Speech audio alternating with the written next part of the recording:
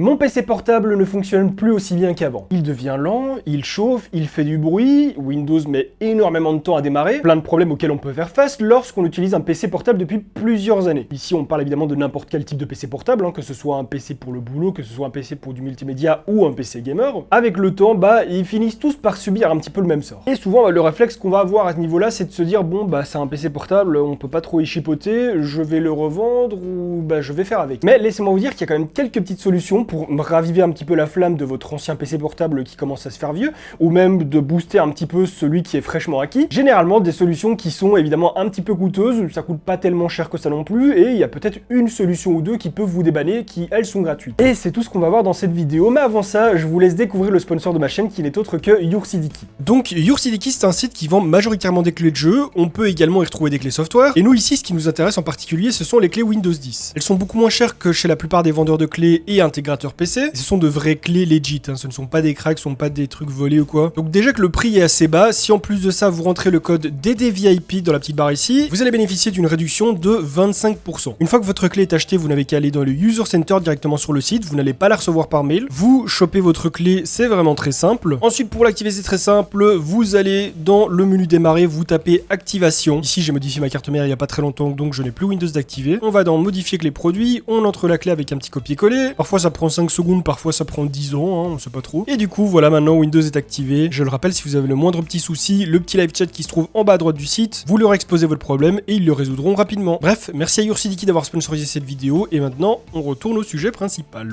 Donc bonjour à tous, bienvenue sur Discover ID. Alors sans plus attendre, aujourd'hui j'ai préparé deux PC portables que j'ai chez moi et que j'utilise de temps en temps. Je vais commencer par celui-ci parce que c'est celui qui est le plus vieux des deux et le plus facile d'accès aussi. Quand je dis le plus vieux des deux, c'est très loin d'être une épave. On est sur un PC portable de chez Alienware que j'ai depuis maintenant 3 ans je pense. Mais ça reste un PC qui est très récent. Malheureusement j'avais pas de PC portable plus vieux pour vous illustrer un petit peu tout ça, parce que tous les PC portables vieux que j'ai, je les donne ou je sais pas, je les revends ou je les jette parce qu'ils sont plus du tout fonctionnels. Mais au final on s'en fiche un petit peu parce que le principe est le même pour pratiquement tous les PC portables. Donc on va commencer par le premier cas de figure qui est donc la lenteur. On peut avoir plusieurs causes à cela. La première chose est la vraiment plus facile, ça peut être que votre PC il a besoin d'un bon formatage.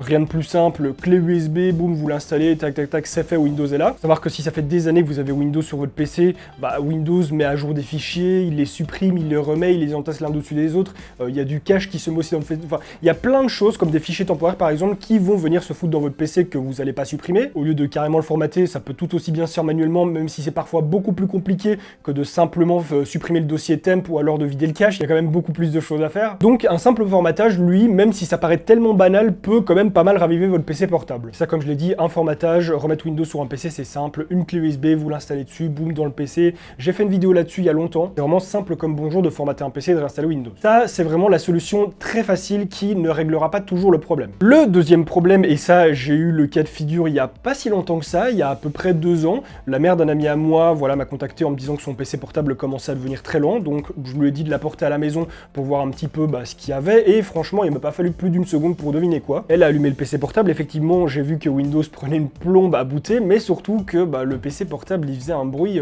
c'était pas un bruit de ventilateur, c'était pas un bruit de quoi que ce soit, non, c'était le disque dur qui était en train de crever, il était en train de décéder. Vous avez un PC portable dont le disque dur, il va faire des bruits genre vous savez, des bruits un petit peu stridents comme ça, un petit peu chiants, comme si vous preniez une fourchette et que vous étiez en train de la frotter sur une pierre, je sais pas pourquoi vous feriez ça, mais voilà, c'est un petit peu l'idée. Et ça veut tout simplement dire que votre disque dur est en train de crever, il est en train de mourir. Et donc, la solution à ça, c'est quoi? Aller dans une petite boutique informatique, dans le quartier, payer 200 € pour changer un disque dur, sachant que le mec, il va le payer 30, 50 € et qu'il va se prendre une marge de malade dessus. Mais pas du tout, ça, c'est la solution beaucoup trop chère et trop conne. Parce que changer le disque dur d'un PC portable, c'est vraiment super facile. Évidemment, si votre PC portable est un tant soit peu récent, vous aurez un SSD qui est soit en 2.5, soit en M2. Et eux, évidemment, ne font pas de bruit et ne s'usent pas de la même manière qu'un disque dur, donc le problème viendra sûrement pas de là. Mais à partir du moment où vous avez quelque chose d'un petit peu plus vieux, là, vous aurez évidemment un disque dur dedans, qui sera évidemment en 2,5 pouces, puisque les PC portables n'accueillent pas de disque dur en 3,5 pouces. Ce sont tout simplement des disques durs qui font le même format que les SSD. Et il faut savoir que ouvrir un PC portable, c'est pas sorcier généralement, il y a quelques vis. Ici, elles sont vraiment très facilement accessibles, je les vois directement sur la backplate du PC. C'est vrai que sur les PC portables un peu plus anciens, ça fait parfois peur, peur parce que les constructeurs, ils se faisaient souvent chier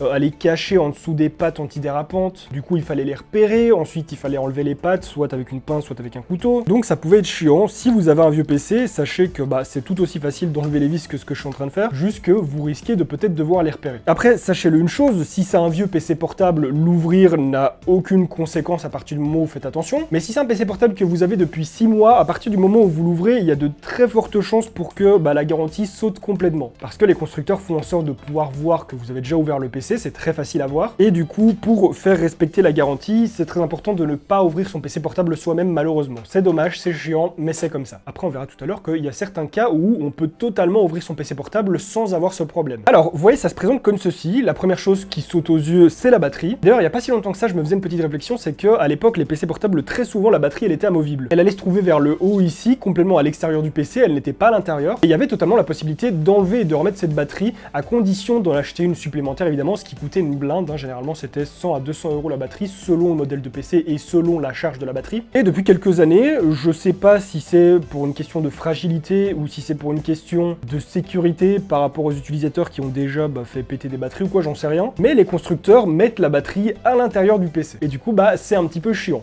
Ici, bon, la batterie reste amovible. J'ai 1, 2, 3, 4, 5, 7, 8. J'ai quand même 8 vis à enlever, qui en soi n'est pas sorcier, mais qui fait qu'il y a quand même des manipulations à faire et une paire de garanties pour pouvoir accéder directement à tout ça. Après, tous les constructeurs ne font pas ça. Ça, je vous invite quand même à regarder les conditions lorsque vous achetez votre PC portable ou quoi.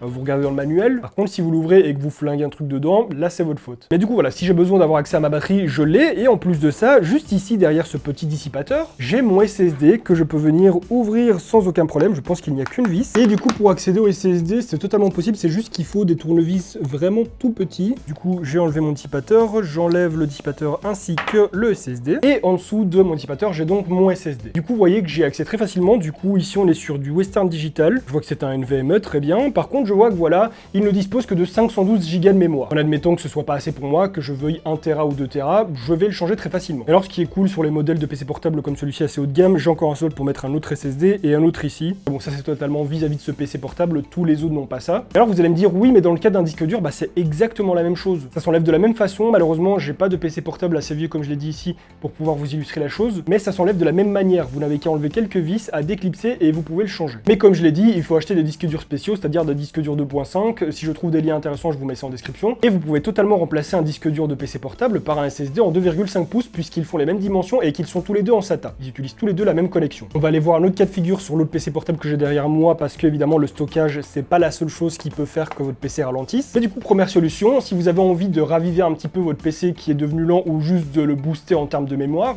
de stockage et non de RAM, vous n'avez qu'à tout simplement changer le disque dur ou le SSD qui se trouve dedans. Franchement, c'est très facile à faire. Ça se trouve sur le web et ce n'est pas super cher. C'est vraiment pas la peine de le faire réparer, que ce soit par le fabricant ou par une boutique ou quoi, d'aller faire ça en boutique alors que vous pouvez très bien le faire vous-même et très facilement. La seule chose où ça peut devenir un petit peu compliqué, c'est là où le PC portable est vraiment tellement mal foutu que le disque dur va se trouver en dessous d'une autre plaque de la carte mère ou quoi. C'est vraiment très rare. Ça arrive pas souvent. Généralement, les disques durs sont très facilement accessibles avec 2-3 vis. Mais dans le cas où c'est vraiment très compliqué, là à la limite, essayez de voir si vous n'avez pas quelqu'un dans votre entourage qui est un petit peu bricoleur, voire quelqu'un qui s'y connaît un petit peu en hardware, en informatique, si bien évidemment vous avez peur de ça, parce que comme je l'ai dit plus tôt, c'est vraiment trop facile, c'est juste quelques vis, n'importe qui peut faire ça. On va regarder un autre PC où là, c'est encore plus accessible, parce que le constructeur a mis pas mal de choses en place pour qu'on puisse upgrade ce PC, et c'est pas seulement réservé à ce PC, il y en a plein d'autres qui ont des systèmes comme ça, qui facilitent l'upgrade, et en vrai n'importe quel PC portable on peut l'upgrade, sauf évidemment les énormes épaves des années 90, là, la conception était très différente, et je doute que vous trouviez facilement les bons composants. Et voilà, ici j'ai de nouveau 8 vis à enlever pour virer le capot du PC. La seule chose, si mes souvenirs sont bons avec celui-ci, c'est que c'était chiant d'arriver à soulever le capot parce qu'il n'y avait pas d'ouverture. Mais une fois que c'est fait,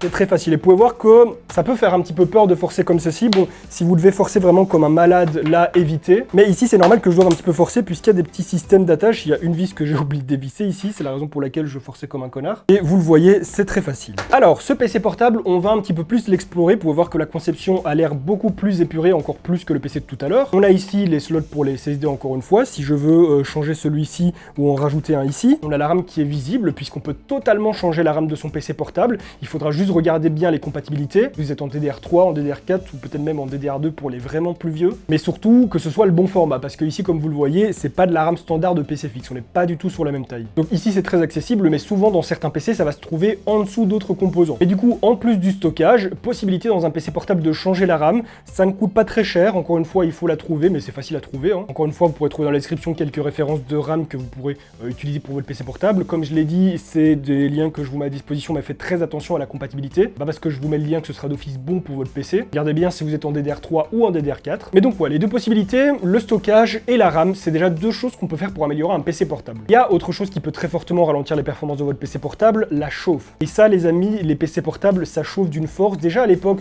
c'était déjà pas mal. Si vous aviez un PC puissant, il était possible qu'il chauffe. Aujourd'hui, si vous avez un PC puissant, il va chauffer votre maison. Peu importe la marque, peu importe le système de refroidissement, quand on met des 3080 et des putains de processeurs i9 ou Ryzen 9 ou quoi dans un PC portable, il n'y a pas de miracle. Vous le voyez, c'est super fin. Évidemment, c'est pas les mêmes composants qu'on va retrouver dans un PC fixe, mais le PC est quand même littéralement fin pour avoir quelque chose d'aussi stock. Donc, encore à ça, il y a plusieurs possibilités. La première, c'est un nettoyage. Si vous ouvrez votre PC et que vous voyez des moutons qui dépassent de partout, là vous allez me sortir la souffleuse, que ce soit l'air comprimé, que ce soit un truc du style Compute Cleaner, évitez les sèche-cheveux. Même si vous mettez de l'air froid, c'est pas assez puissant, hein. Même si vous avez un sèche-cheveux de salon pro, je vous le dis, c'est pas assez puissant pour décruster toutes les merdes qu'on peut trouver dans les PC. Enfin bref, débrouillez-vous comme vous le pouvez, mais passez un petit entretien, enlevez de la poussière, enlevez des moumoutes là, des moutons, ça aidera déjà beaucoup mieux votre PC à évacuer, à respirer, et voilà. Quand un PC respire bien, il est moins chaud et il fonctionne mieux. Et alors, c'est très marrant parce que je viens de me rendre compte qu'il y a des indications. Attendez, je vais vous montrer ça parce que c'est trop bien foutu. Les gentils constructeurs ont pensé à nous laisser directement des indications. C'est-à-dire que si je comprends bien ici, si je veux dévisser toute la structure,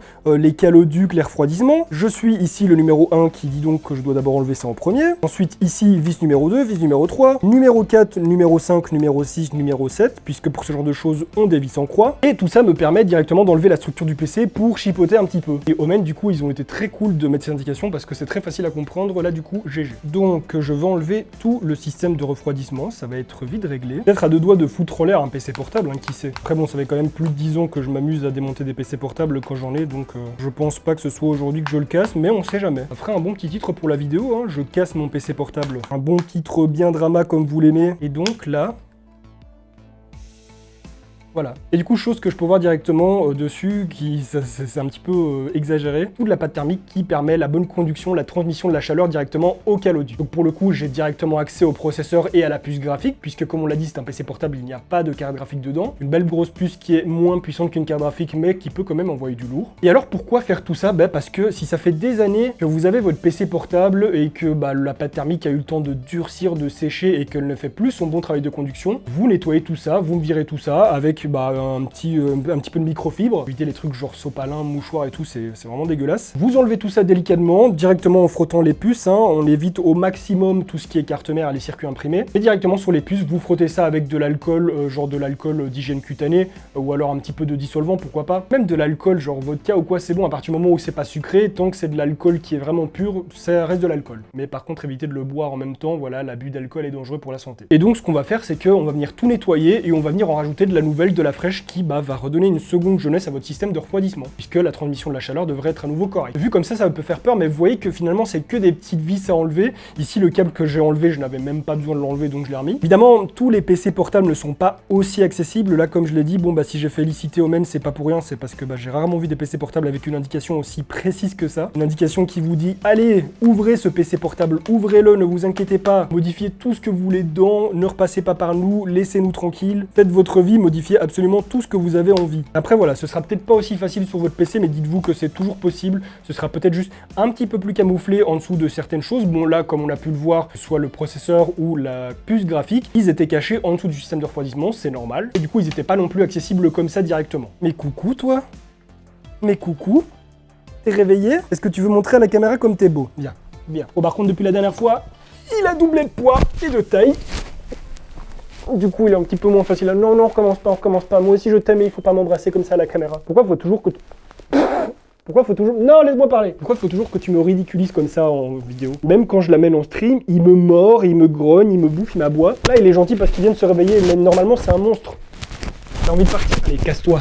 Casse-toi. Quand même mes précautions et je vérifie qu'il met pas de nouveau à mocher la gueule. Bon, je sais plus exactement où j'en étais, mais dans tous les cas, voilà. Ici, j'ai eu la chance d'avoir un système assez facile d'accès. Ici, clairement, sa conception a été pensée, réfléchie pour qu'on puisse faire ce genre de choses. Mais gros, mais je t'ai rempli ta gamelle il y a même pas 2 minutes. Mais dans tous les cas, voilà, si vous n'avez pas un PC non plus qui date d'il y a 30 ans, ça devrait être très accessible également. Alors non, par contre, ça tu lâches. Doc, on va pas commencer comme ça durant toute la vidéo. Lâche et assis. Donc si vous n'avez pas un...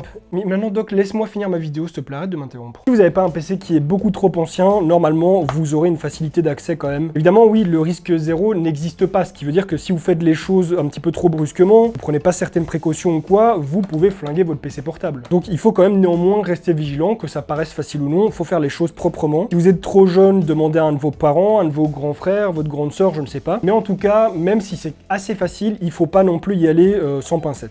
Et qu'est-ce que tu fais avec mon décor, toi? Doc, est-ce que je peux finir cette vidéo? Monsieur s'est couché dans le RGB, il a tout compris, mon chien. Donc voilà, pour récapituler un petit peu ce qu'on a déjà dit jusqu'à maintenant, il y a la partie mémoire qui peut faire défaut au PC. Si c'est encore un disque dur, il se peut qu'il soit trop vieux, qu'il est trop écrit, effacé, et que du coup, il commence à rendre l'âme. Si dans un SSD, tout est numérique, tout est digital, un disque dur, tout est écrit physiquement sur le disque. Donc ouais, c'est normal qu'à force de lire, de supprimer, d'ajouter, de graver, d'enlever, ça finit par s'user et par ne plus fonctionner ou par fonctionner très mal. Donc changer le disque dur, c'est une possibilité. Si vous pouvez le faire par un SSD, c'est encore mieux. Aussi, s'il vous manque du stockage, vous pouvez soit regarder si vous avez un slot supplémentaire pour ajouter un disque dur ou un SSD, ou alors tout simplement remplacer celui que vous avez par quelque chose de plus volumineux. Le formatage de Windows, ça peut être très important, ça peut vraiment redonner une vie à votre PC, mettre à jour les drivers aussi, très important. On a également vu qu'on pouvait changer la RAM, elle est parfois un petit peu difficilement accessible, enfin plus que sur ce PC là, mais ça reste totalement possible. Veillez juste bien à la compatibilité, c'est écrit sur la RAM que vous avez actuellement, quand vous l'enlevez, vous regardez sur l'étiquette quelle fréquence, quelle mémoire, est-ce que c'est de la DDR3, de la DDR4, évidemment vous ne reprenez pas la même, vous montez un petit peu en puissance. Et pour finir, on a la chauffe qui, elle, peut diminuer considérablement aussi vos performances, mais qui peut aussi bousiller votre PC sur le long terme. Vous ne faites vraiment rien pour ça, sur le long terme, votre PC il va crever. Pour corriger ça, il y a donc plusieurs solutions. La première, vous enlevez tout simplement la backplate et vous soufflez dessus avec soit un compute cleaner ou alors une bonbonne à air comprimé, ça s'achète partout, que ce soit sur internet ou en boutique informatique ou même à la Fnac, je pense. Vous soufflez un bon coup avec tout ça, vous nettoyez au coton-tige et à la pince à piler tout ce qui est trop incrusté. Si vous en avez le courage, vous faites ce que j'ai fait, donc vous cherchez où se trouve le processeur et la puce graphique et vous changez la pâte thermique de tout ça. Et ça, pour le refroidissement, ce sont donc des solutions gratuites.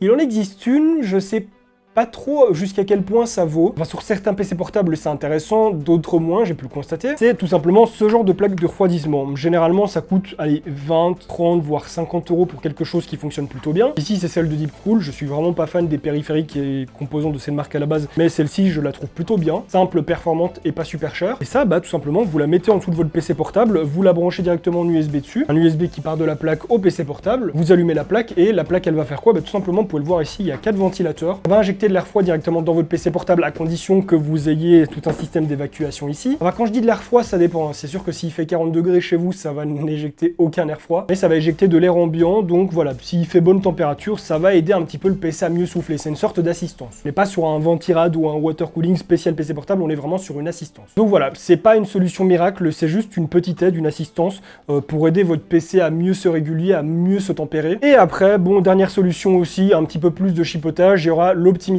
Windows. Mais pour tout ça, on va devoir aller chipoter dans les registres, on va devoir désactiver des options, on va devoir faire plein de choses. Je vous avoue que c'est vraiment pas ma cam et c'est quelque chose qui m'ennuie beaucoup, je n'aime pas faire ça, ça me saoule. Donc si vous voulez en venir à cette étape, je vous laisse regarder sur YouTube, vous mettez optimisation Windows quelque part sur YouTube, vous allez trouver plein de vidéos. Mais ça peut aider aussi, après sachez que l'optimisation, ça comporte des risques aussi. Le risque de flinguer Windows et de devoir le réinstaller. Bref, cette vidéo, elle était peut-être un petit peu plus courte et moins démonstrative que d'habitude, Enfin, il n'y avait pas plein de plans dans tous les sens, mais mon manager m'a donné l'idée de la faire et je pense que ça peut être une bonne idée pour pas mal d'entre vous. Si ce genre de petites vidéos un peu tips, un petit peu récube, réparation ou quoi ça vous intéresse, n'hésitez pas à me le dire dans les commentaires, peut-être que j'en ferai d'autres. Mais en attendant, si celle-ci vous a plu, n'hésitez pas à la liker et à la partager pour me soutenir, à vous abonner à ma chaîne YouTube sans oublier de cliquer sur la petite cloche pour recevoir des notifications lorsque je vais sortir de nouvelles vidéos, à me rejoindre sur Twitch, Instagram, Twitter et à regarder d'autres de mes vidéos qui s'affichent actuellement à l'écran. Et sur ce, on se retrouve très bientôt pour une nouvelle vidéo. En attendant, portez-vous bien.